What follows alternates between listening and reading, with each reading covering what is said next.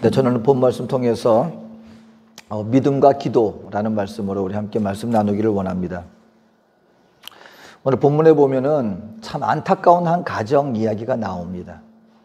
아마 우리 부모님 된 모든 분들은 오늘 본문 말씀을 대하면서 아마 느끼는 것이 좀 남다르지 않을까 싶습니다. 왜냐하면 다른 문제가 아니라 자녀에게 일어난 그 어떤 일을 가지고 주님 앞에 나온 거예요. 근데 이 자녀에게 그냥 그 단순히 몸이 아파서 시름시름 앓고 연약해지고 그 정도가 아니라 이게 자녀에게 어릴 때부터 이 귀신이 들렸는데, 이 귀신이 어떤 귀신이냐면 일단은 말하지도 못하게 할 뿐만 아니라 자꾸 어린아이를 갖다가 그냥 거품을 일으키면서 넘어지게 만들고, 그것도 부족해서 물에 들어가게 만들고 불에 들어가게 만들고. 여러분 한번 어렸을 때 또 아니면 우리 자녀들이 한번 생각을 해보세요. 자꾸 그냥 수영도 못하는 아이가 물이 있으면 자꾸 물에 기어 들어가는 거예요. 불이 있는데 그 불 속을 뛰쳐 들어가는 겁니다. 그리고 입에 거품을 물면서 쓰러집니다. 여러분 그것을 바라보면 부모님의 마음이 어떻겠습니까? 얼마나 안타깝겠습니까? 그렇게 매일 생활을 갖다가 정말 슬픔 속에서 고난 가운데 어찌할 바 모르게 보내고 있는데 희망의 소식이 들리는 거예요. 어떤 소식이냐면 예수님과 그 제자들이 있는데 병을 고쳐준다는 거예요. 그 병을 고쳐주는 것뿐만이 아닙니다. 귀신도 쫓아낸다는 거예요. 그 무슨 일입니까? 지금 분명히 내 자녀에게 일어나는 모든 일이 귀신으로 말미암은 것을 알기 때문에 이제야말로 희망이 생겼구나 하고 제자들이 있는 곳에 다가왔는데 마침 예수님이 안 계셨어요. 예수님은 지금 저 변화산에 올라가셔서 놀라운 영적 체험을 베드로와 야고보 요한과 함께 또 전혀 놀라운 영적 체험을 지금 하고 계시는데, 밑에서는 이제 제자들 앞에 왔습니다. 그 제자들이 와서 지금까지 본인들이 했으니까, 귀신 쫓아냈으니까, 다른 곳에 가서는 이상하게 예수님이 권세를 주셔서 귀신을 쫓아내니까 놀랍게도 귀신이 쫓아나가더라는 것입니다. 이미 보신 본인들은 자신감이 충만했거든요. 귀신 들린 아이가 왔구나 하고. 근데 상황이 달라지는 거예요. 이 아이를 위해서 이렇게 기도를 하는데, 그리고 귀신을 쫓아내는데 이때만큼 귀신 쫓아내지 않는 것입니다. 쫓겨나가지 않는 거예요. 당황하고 있습니다. 근데 더 문제가 생깁니다. 옆에서 바리새인들이, 사두개인들이 와서 그것을 봅니다. 여러분 지금 바리새인들과 그 종교 지도자들은요, 지금 눈에 가신 거예요. 본인들에게 지금 자신들의 권위에 도전하고 자신들이 가르치는 것과는 전혀 다른 것을 가르치고 있는 이 사람들을 어떠하든지 간에 비방하고 싶은데 문제가 있었습니다. 뭐냐면 능력 앞에서는 본인들이 그 어떤 논리도 먹히지 않는 거예요. 병든 자가 일어나는데, 귀신 들린 자의 귀신이 쫓겨나는데 그 앞에다 대고 당신들은 하나님이 보낸 사람들이 아닙니다. 당신들이 하는 말은 거짓말입니다. 아무리 논리적으로 핍박을 하려고 하는데 능력이 나타나는 앞에서는 어쩔 도리가 없어서 지금 틈만 벌어보고 있는데 드디어 틈이 생긴 거예요. 어떤 틈이? 봐라, 이 사람들 귀신 쫓아낸다 다 얘기하는데 지금 봐라, 이 사람들 아무것도 못하고 있지 않냐면서 지금 본인들에게는 이 사람들을 핍박할 거리가 생긴 것입니다. 여러분 여기서 참 아이러니한 모습이 생겨요. 뭐냐면 예수님 지금 변화산상에 올라가셔서 베드로와 야고보와 요한과 더불어서 지금 예수님께서 놀랍게 하나님의 은혜로 말미암아 더 이상 희게 될 수 없을 정도로 그 옷이 하얗게 변하면서 빛이 나면서, 그리고 그 모세와 엘리야의 영과 더불어서 놀라운 지금 하나님 앞에서 영적 은혜 가운데 지금 임하고 있는 거예요. 그 세 제자들은 그 모습을 바라보면서 너무나 영광스러운 은혜 가운데 있다 보니까 얘기하는 겁니다. 예수님, 우리 이대로 그냥 여기가 좋사오니 여기에 천막셋을 짓고 여기에서 세상의 그 어떤 어려움과 그 어떤 문제에서 다 떠나가고 이렇게 항상 주님 앞에 놀라운 영적인 은혜만 체험하면서 보내는 게 너무나 좋사오니 우리 그냥 여기서 그냥 멈춥시다. 여기에 머물러 섭시다. 이렇게만 살아갑시다. 여러분, 우리 믿는 하나님의 백성들이요, 하나님의 은혜 가운데 거할 때 좀 그런 마음이 드는 것도 사실이에요. 혹시 영적 은혜 가운데 혹시 깊은 은혜를 체험해 본 적이 계십니까? 그때 드는 생각은 뭡니까? 그냥 이대로 영원히 그냥 이대로 지냈으면 그 마음 들어요. 저도 그 은혜 받았을 때 생각을 해보면은요, 특히 어떤 기도 집회라든가 수련회라든가, 그래서 저는 큰 은혜를 많이 받았었거든요. 기도하는데요, 정말 기도 가운데 주님이 내 손을 붙잡는 것 같은. 제가 한 번은 과테말라에서 처음 개척가가지고 그냥 너무너무 막 좀 힘든 상황이었습니다. 아무것도 없는데 뭐 지금처럼 인터넷이 있어서 뭐 정보를 아는 것도 아니고, 그리고 갑자기 그냥 아무도 알 수 없는, 열심히 지금 인디안 사역하면서 이게 여기가 좋사오냐고, 이게 내 사명입니다. 나는 여기에서 하나님 앞에 설 때까지 난 이 사역할 겁니다. 지금 그런 마음 가진 것 같고 힘들었지만 살아가고 있는데, 갑자기 과테말라로 가라는 그 어떤 가야만 한다는 그런 어떤 명령같이 떨어져서 알지도 못하고 그냥 아는 사람 한 군데도 없이 그냥 짐가방만 4개 딱 들고 떨어졌습니다. 짐가방. 이삿짐을 옮겨야 되는 거 그런 것도 몰랐어요. 그냥 그렇게 해야 되는 줄 알고 옷가방, 짐가방, 이민가방 4개 딱 들고 딱 떨어져서 아무도 없는 맨 땅에서 지금 뭘 하려고 하니, 여러분 어떻겠습니까? 그래서 그냥 너무너무 힘든 상황에서 선교대회를 나간 거예요. 그 선교사 수련회 때 기도를 하는데 너무 힘들어가지고 하나님 앞에서 2손 들고 기도하는 거예요. 하나님, 그러니까 내 쪽에서의 어떤 주님 앞에서의 간절함의 한 표시로 그냥 처음부터 끝까지 2손 들고 기도했어요. 기도하는데 얼마나 기도했는지 모르겠어요. 근데 누군가가 내 손을 확 잡는 느낌이 드는 거예요. 은혜가 임하는데, 정말 그때는 내가 그냥 간절히 기도했거든요. 하나님, 나 힘들다고 나 좀 도와달라 그러는데, 정말 이러고 있는데요, 여러분 이게 뭐 손 들고 있는 게 뭐 쉬운 건 아니잖아요. 근데 얼마나 들고 있었는지 모르겠어요. 근데 누군가가 내 손을 확 잡아주시는 거예요. 주님이 그런 은혜를 주세요. 힘이 납니다. 어떤 분들은요, 막 기도 시간 길었다 그러고 나중에 그 집회 끝나고 난 다음에 막 힘들었다고 얘기하는데, 저는 담대히 얘기했습니다. 내가 예수 믿었을 때 받았던 은혜에 버금가는 은혜를 나는 여기서 받았노라고. 그래서 제가 깨달은 게 뭐냐면, 여러분 은혜는 내가 받는 거예요. 여러분 기억하십시오. 물론 앞에서 어떤 강사가 뭐 어떤 훌륭한 분이 뭘 하는가도 분명히 영향이 없진 않겠지만, 은혜는 내가 받는 겁니다. 내가 얼만큼 간절히 찾으면요, 그 자리가 어떤 자리든 주님이 반드시 은혜를 주십니다. 여러분 믿게 되시기를 주의 이름으로 축원합니다. 간절히 주를 찾아보세요. 그리고 그때 드는 생각은 어떤 생각인지 아십니까? 거기서 떠나고 싶지 않아요. 거기서 멈추고 싶어요. 그 자리에만 있고 싶어요. 그렇게만 살고 싶어요. 왜요? 그 자리를 떠나서 세상을 가면 거기에 뭐가 있으니까? 내가 감당해야 할 현실이라는 게 있는 거예요. 현실이라는 게. 오늘 제자들도 주여 여기가 좋사오니, 그런데 예수님은 뭐라 그래요? 가자. 가자. 지금 우리를 기다리고 있는 일이 있다. 예수님 다 아시는 거예요. 밑에는 어떤 일이 벌어지고 있어요? 한쪽에서는 지금 감당할 수 없는 문제를 가지고 간절하게 문제 해결해 달라고 울부짖는 부모님의 가정. 근데 그걸 좀 해결해 주겠다고 했는데 자신들은 자신이 있어서 했는데 문제를 해결하지 못해가지고 어찌할지 모르는 제자들. 그리고 또 그 상황을 이용해가지고 정치적으로나 사회 여론적으로 자기들을 갖다가 유리한 고지에 딱 올려 세우려고 눈치 보면서 핍박하려고 하는 또 다른 정치적인 그런 무리들. 여러분, 우리 이 땅을 살아나가면서 저와 여러분들이 신앙생활에 나가면서 하나님 여기가 좋사오냐고 싶지만, 왜 나는 천국에 있는 것처럼 문제없이 평화롭게 은혜 속에서만 나는 살아갈 수 없습니까? 하지만 주님은 분명히 우리에게 말씀하십니다. 이 땅에 현실이라는 것이 있습니다. 그 현실 속에서는요, 이런 일 저런 일, 이런 사람 저런 사람 모두가 함께 어우러져 살아가고 있는 곳, 그것이 저와 여러분들이 살아가야 할, 믿는 성도들이 감당해야 할 삶의 현실의 부분이다. 근데 이런 가운데서 주님이 오늘 본문을 통해서 2가지 확실한 말씀을 주십니다. 그 문제 있는 곳에 예수님이 오셔서 묻습니다. 도대체 무슨 일이냐? 그랬더니 부모님이 말합니다. 내 아이가 자꾸 거품 일면서 쓰러지고 귀신이 얘를 자꾸 죽게 하려고 물에 던지고 불에 던지고 해서 내가 예수님 제자들한테 이걸 좀 해결해 달라고 왔는데 제자들이 하지를 못하고 있습니다.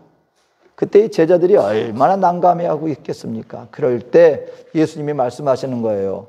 믿는 자들에게는 능치 못함이 없다. 라고 말씀하시면서 오늘 본문을 통하여 우리 믿는 성도들에게 정말 저와 여러분들에게 오늘 필요한 이 믿음과 기도에 대한 이 두 가지 말씀을 확실하게 해주십니다.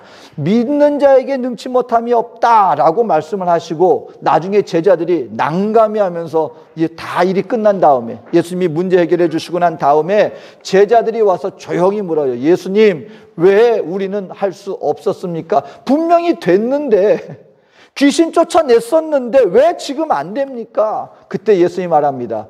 기도 외로는 이러한 유가 나갈 수가 없다. 여기서 저와 여러분들이요, 오늘 지금 제자들과 이 부모님이 말씀하는 이 믿음과 보고 있는 믿음과 기도와 예수님이 말씀하시는 믿음과 기도의 초점이 약간 달라요. 오늘 그걸 함께 살펴볼 것입니다. 오늘 저와 여러분들은 왜 믿음이 예수님이 믿음이 중요하다고 말씀하시는구나. 왜냐하면 믿어야만 문제 해결이 되니까. 기도가 중요하다고 말씀하시는구나. 내 문제를 해결하기 위해서는 내가 기도해야만 이 문제가 해결될 수 있다고 말씀하시는구나. 우리의 초점은 어디에가 있느냐? 문제 해결에가 있어요. 능력에 우리의 초점이 있고 그렇게 믿음이 그래서 필요한 거야. 그래서 기도가 필요한 거야. 지금 예수님이 그래서 우리에게 믿음과 기도를 강조하는 거야. 우리의 초점은 어디를 향해 있어요? 문제 해결과 능력이라는 것에 우리의 초점이 가 있습니다. 근데 가만 보세요. 예수님이 말씀하시는 우리가 왜 믿음과 기도가 있어야 되느냐? 그 초점이 약간 달라요. 오늘 보세요. 자, 예수님이 말씀하십니다. 예수님이 그 제자 오셔서 문제가 없는 것을 보고 예수님이 탄식하시면서 하신 말씀은 뭐냐면, 믿음이 없는 자들아, 내가 언제까지 너희와 함께 해야만 너희 믿음이 좀 강해지겠느냐 라고 책망을 하십니다. 무슨 말씀이냐면요, 예수님은 지금 이 제자들을 책망하시고 그리고 그 아버지가 뭔가 하실 수 있으면 좀 해 주십시오 라고 부탁하니까 예수님이 한마디로 말씀하십니다. 할 수 있거든이 무슨 말이냐? 믿는 자에게 능치 못할 일이 없느니라 라고 말씀하시고, 제자들을 향하여서는요, 이 믿음이 없는 자들아 라고 책망하셨습니다. 그게 뭐냐면, 믿음이 없어서 너희가 문제를 해결하지 못했기 때문에 그게 문제야 라고 예수님이 그 문제 해결 못한 것을 책망한 것이 아니라 믿음 없는 자체를 책망하신 거예요. 믿음이 없는 거 그 자체를. 예수님은 저와 여러분들, 우리 인생들은 어떻게 하면 내 문제를 해결할 수 있을까? 거기에 따라 우리가 초점을 맞추고 있지만 예수님은 믿음으로 말미암아 문제 해결할 수 있어. 그게 문제가 아니라 너희가 어찌하여 이렇게 나를 향한 믿음이 여전히 부족하느냐. 주님을 향한 믿음의 문제를 지금 말씀하고 있다는 것을 알아야 합니다. 어디에서 우리가 알 수 있느냐? 예수님이요, 부모님을 대하는 태도가 좀 약간 좀 냉정하게 대하십니다. 예수님이 딱 보더니 언제부터 이렇게 됐느냐? 어렸을 때부터 그렇습니다. 왜냐하면 귀신이 벌써 예수님을 보더니 완전히 아이가 죽은 것처럼 완전히 그냥 넘어지게 만드는 거예요. 예수님이 오신 것을, 예수님 앞에서. 그래 놓으니까는 예수님이 딱 보더니 언제부터 이렇게 됐느냐? 어릴 때부터 그랬습니다. 그리고는 이 부모님이 뭐라고 말하냐면, 내가 제발 부탁이니까 뭔가 하실 수 있거든 좀 해주십시오. 그랬더니 예수님이 말꼬리 잡는 것 같이 좀 약간 책망하세요. 할 수 있거든이 무슨 말이냐? 믿는 자에게는 능치 못할 일이 없어 하고 오히려 책망하십니다. 그때 이 부모의 행동이 뭐라 그러냐?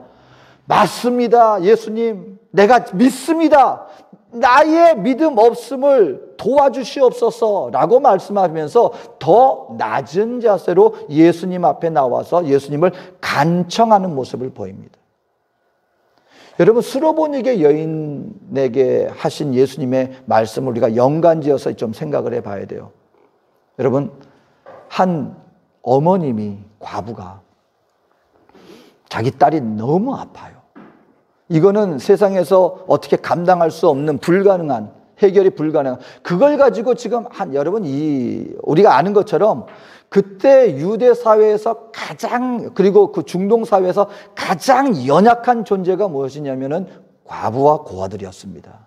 왜 과부와 고아를 도와야 된다고 성경이 자꾸 언급되냐면 그들은 도대체 스스로 설 수 없는 존재, 가장 연약하고 살 길이 없는 존재들, 누군가의 도움을 필요로 할 수밖에 없는 존재들이 과부와 고아들이었어요. 어린아이는요, 우리가 요즘이야 아이들 보고 어린아이라고 하면서 어린아이를 제일 우선시 해주는 그런 문화가 생겼지만 그때 당시 애들은요, 사람 취급도 안 했어요. 성인이 되기 전까지 어린아이들은 사람 취급도 안 했고요. 더군다나 여인들, 그 가운데서 남편과 아들이 없는 여인은요, 그때 사회에서 절대로 혼자 설 수 없는 가장 연약한 존재였습니다. 그 여인이, 그것도 이방 여인이 예수님 앞에 나와서 내 딸 좀 도와주세요 그랬을 때 예수님이 무슨 취급을 했습니까? 내 자녀의 떡을 취하여 개에게 주는 게 마땅치 않다. 사람 취급 안 했습니다. 얼마나 마음이 상했을까요? 그런데 이때 이 여인이 말합니다. 예수님, 맞습니다. 하지만 그 개들도 주인의 상에서 떨어지는 부스러기 먹지 않습니까? 근데 예수님이 그 모습을 보더니 그 제자들과 사람들 앞에 말합니다. 내가 우리 유대인 가운데서도 이만한 믿음을 내가 본 적이 없다. 칭찬하십니다. 오늘 예수님이 이 귀신 들린 자녀 대신 부모님에게도 지금 뭘 시험하고 있는지 아십니까? 믿음을 시험하고 있는데요. 무엇에 대한 믿음이냐? 예수님이라고 하는 이 존재에 대해서 어떤 모습으로, 어떤 자세로서 너는 나에게 지금 나오고 있는가? 오늘 믿는 하나님의 백성들에게 있어서도요, 하나님이 지금 이걸 가르치려고 지금 이 모습, 말꼬리를 잡는 것처럼 보이지만 실제로는 그 주변에 있는 모두, 제자들을 포함한 그 주변에 있는 모두에게 예수님은 이 믿음에 대한 가르침을 주기 위해서 지금 이 부모님들을 대하고 있는 거예요. 만약에 예수님이 어떠한 분인가를 알지 못했다면 이 부모들도 그렇고요, 수로보니아의 여인도 그렇고 예수님 앞에 그렇게 낮아진 자세로 절대로 나오지 않았습니다. 당신이 내 아이를 고쳐줄 수 있으면 고쳐줄 수 있거니와 고칠지도 못하면서 지금 뭐 때문에 당신은 나를 지금 무시하고 있습니까? 왜 지금 나에게 그런 식으로 합니까? 오히려 치고받을 수도 있다는 것입니다.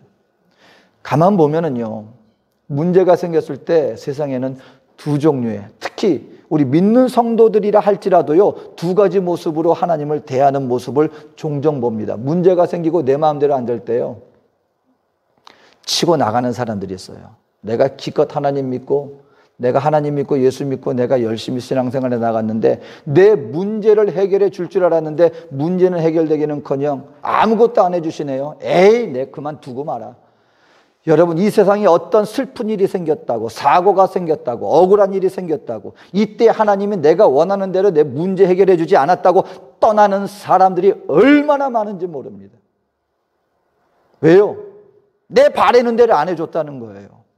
그 사람들의 마음속에는 본인이 인정하든 인정하지 않든 예수님을 어떤 분으로 여기고 있는지 아십니까? 하나의 수단으로 밖에 안 여기는 거예요. 내가 문제를 해결해 주면 그래, 나도 해줄게, 믿어줄게. 문제 해결 안 해줘? 얼마든지 버릴 수 있는 거예요.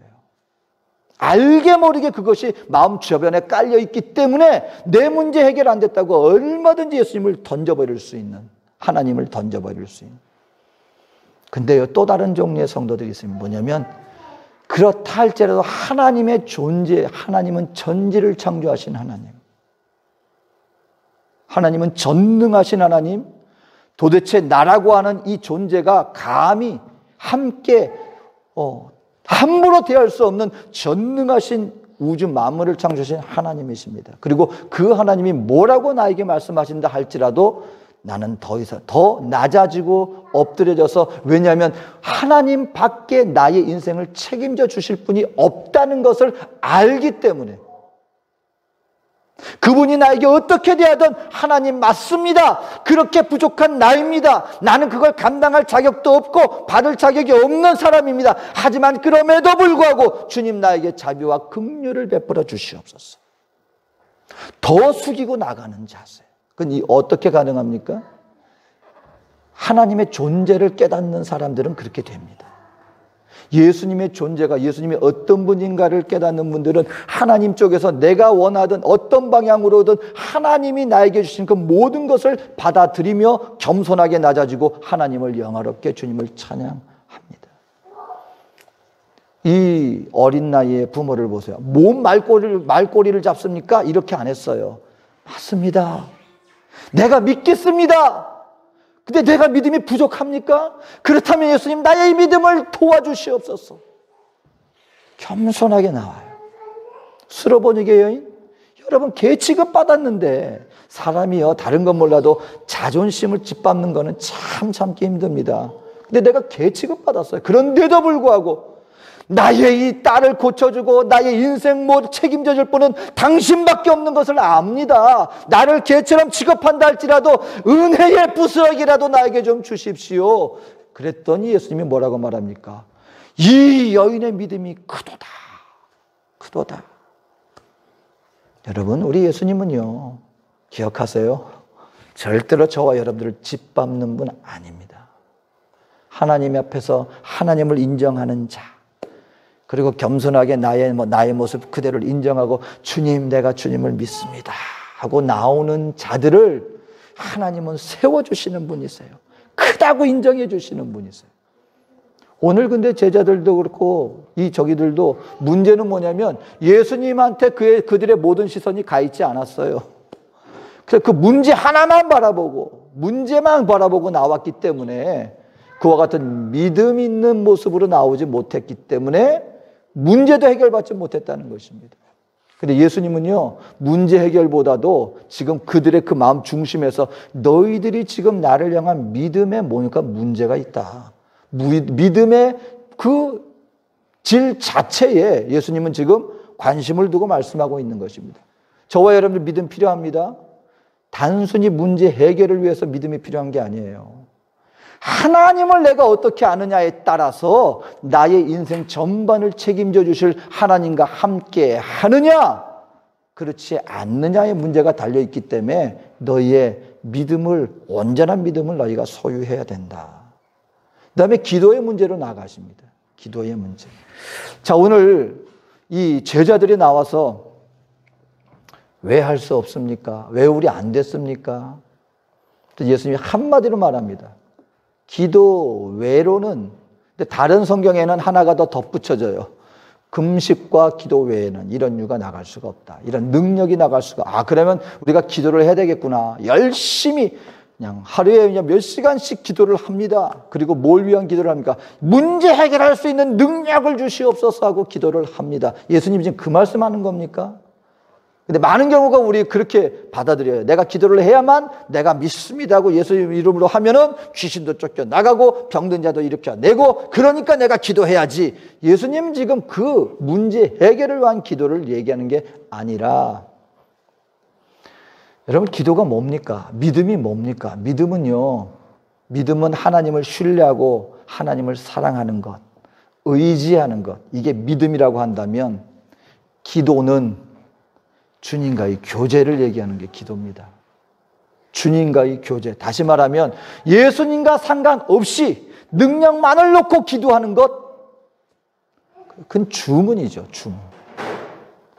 예수님이 말씀하시는 거는 기도 외에 이런 이유가 나갈 수 없어. 그 말은 뭐냐면 제자들에게 너희가 어느 순간에서부턴가 나와의 거리가, 나와의 교제가 지금 뭔가 문제가 있었기 때문에 지금 그런 일이 나갈 수가 없었던 거야 라고 얘기를 하고 있는 것이라는 것입니다.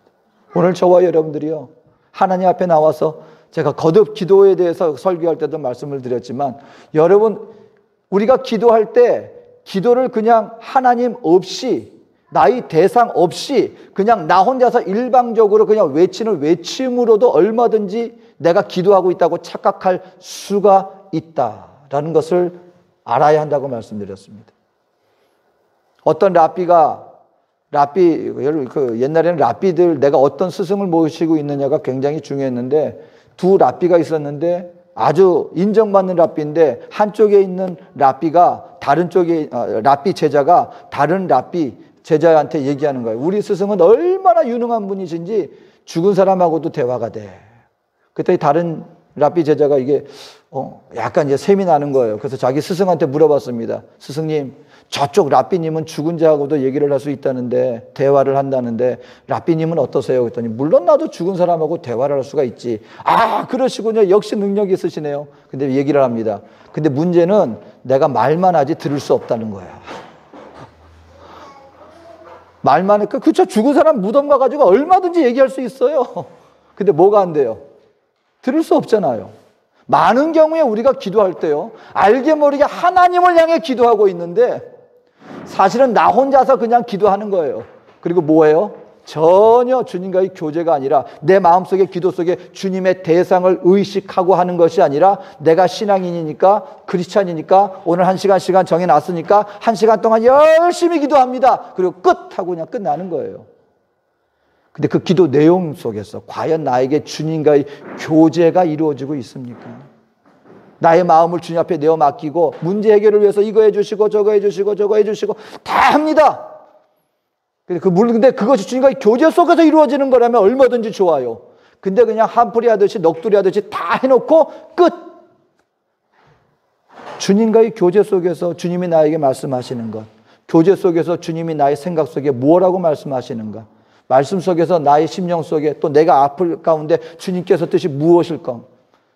여러분, 그렇게 주님과의 교제 속에서 이루어지게 되면은요, 여러분, 우리 주님과의 거리감이라는 것이 분명히 존재합니다. 내가 예수님, 정말 주님과의 교제 속에서 기도하게 되어질 때 주님하고 예수님하고 성경 속에서 말씀을 읽을 때 달라요.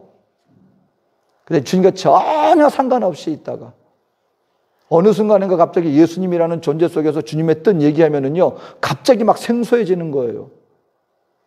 제자들이 분명히 6장에서는요, 귀신들 쫓아냈었습니다. 주님이 권세를 주어서 2사람씩 짝지어서 자, 가라. 그랬더니 전도하며 나가면서 전도하는 곳마다 귀신 쫓아냈고 병든 자도 일어났습니다. 근데 9장에 와가지고 그런 일이 벌어지지 않은 거예요. 왜 그럴까요?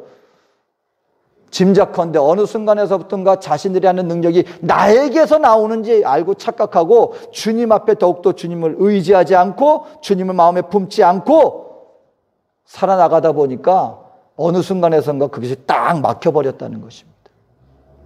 성도 여러분, 정말 우리는 귀한 시간, 아니 쉽지 않은 시간들을 지금 지나고 있습니다. 기도해야 될 일이 얼마나 많은지 모릅니다. 우리 코로나로 말미암아 우리 교회들이요, 여러분 지금 주님 앞에 나와서 정말 끼어 기도해야 될 때가 되었습니다. 여기저기서 들리는 얘기가 있습니다. 무슨 얘기가 들리냐면 온라인으로 예배를 드리기 시작했잖아요. 한국은 그래서 이럴 때 성도들을 깨어있게 만들어야지 교회들마다 좋은 시스템을 가지고 여러 가지 해가지고서 온라인 예배를 드렸잖아요. 잘 드린 예배, 잘 드려지고 잘 만들어서 정말 있는 곳에서도 야, 이게 성전에서 드리는 것만큼 정말 모든 게 좋았다.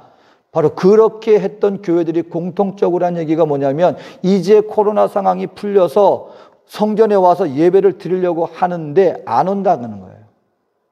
온라인 예배 벌써 이게 다 습관이 되었고 집에서 이렇게 드려도 좋네, 괜찮네. 그래서 많은 어떤 목사님들은요, 너무 훌륭하게 온라인 예배 준비한 거 이거 혹시 잘못한 거 아닐까? 아직까지는 뭐 결론을 낼 수는 없습니다만 그런 말이 들 정도로 우리 교회 공동체 함께 모여 예배 드리는데 이 코로나 상황으로 말미암아 지금 회복하기 위해서는 정말 우리 믿는 성도들이 깨어 기도해야 되겠다는 소식이 나오고 있습니다. 심각한 때입니다. 영적으로. 바로 이러할 때 저와 여러분들에게 필요한 것이 무엇이겠습니까? 내 뜻대로가 아니라 기도 가운데 주님과의 교제 속에서 주님이 원하시는 것이 무엇인가를 알고 이제는 내 육신과 감각이 원하는 대로가 아니라 성령의 음성을 따라 하나님의 뜻을 따라 하나님 안에서 다시금 공동체의 모습과 함께 모여 기도하고 하나님 나라를 위해서 서로 나가는 그 모습이 회복되기 위해서는요, 몇 배로 끼어서 우리가 기도해야 되는지 모릅니다. 바로 이러할 때 바라기는요, 저와 여러분 주님과의 교제 속에서 기도할 때 나를 잘 아시고 나의 마음을 아시고 나도 주님의 마음을 알아서 기도했더니 하나님이 기도에 응답하여 주셨더라는 오히려 이와 같은 능력과 기적과 체험의 간증이 저와 여러분 가운데 넘쳐나게 되시기를 주의 이름으로 축원드립니다. 주님을 더욱더 알아가는 것이 믿음입니다, 여러분. 그리고 우리의 기도는 그 믿기 때문에 주님과의 교제를 우리가 게을리하지 않고 나와서 깨어서 함께하는 것, 그것이 기도. 오늘 예수님 말씀하시는 것은 그 기도를 말하는 것입니다. 단지 눈앞에 모여있는 작은 문제 해결하는 그 정도의 기도가 아니라 주님과 함께하는 언제까지나. 바로 이것이 주님이 말씀하시는 오늘 본문에서의 믿음과 기도의 초점인 것입니다. 바라기는요, 오늘 저와 여러분들 정말 중요한 시대를 살아가고 있습니다. 우리 주님을 더욱더 의지하며 나가게 되시기를 주 이름으로 축원합니다. 주님을 믿으십시오. 예수님을 믿으십시오. 그리고 주님과의 교제를 게을리하지 마십시오. 날마다 주와 동행함으로 말미암아 우리의 범사를 책임져 주시는 하나님. 그러면은요, 하나님의 은혜가 높아지면 문제가 문제되지 않는 놀라운 역사가 생깁니다. 은혜가 올라가면 우리의 암초덩어리인 그 모든 문제거리가 사라지는, 문제가 없어지는 것이 아니라 능히 그것을 이기며 나가게 되어지는 정말 놀라운 영적 체험을 하게 될 것입니다. 바라기는 이와 같은 믿음과 기도 가운데 하나님의 능력을 체험하고 주님 안에 항상 거하게 되어지는 바로 그 같은 능력의 삶을 살아가는 저와 여러분 되어지시기를 주의 이름으로 축원드립니다. 기도하겠습니다. 사랑해 주신 하나님, 우리 인생은 많은 문제들이 현실적으로 눈앞에 있는 것도 사실입니다. 하지만 우리가 주님 안에 있을 때 그 문제는 더 이상 문제되지 않을 수 있습니다. 주 예수를 더욱더 알게 하시고 그 주님과 날마다 동행하는 믿음의 기도가 끊어지지 않아 항상 내 안에 넘치는 주님의 임재와 주님 주시는 능력으로 능히 이 세상을 이기며 나갈 수 있는 거룩한 주의 백성들, 믿음의 백성들 다 되게 하여 주시옵소서. 감사드리며 예수님의 이름으로 기도합니다. 아멘.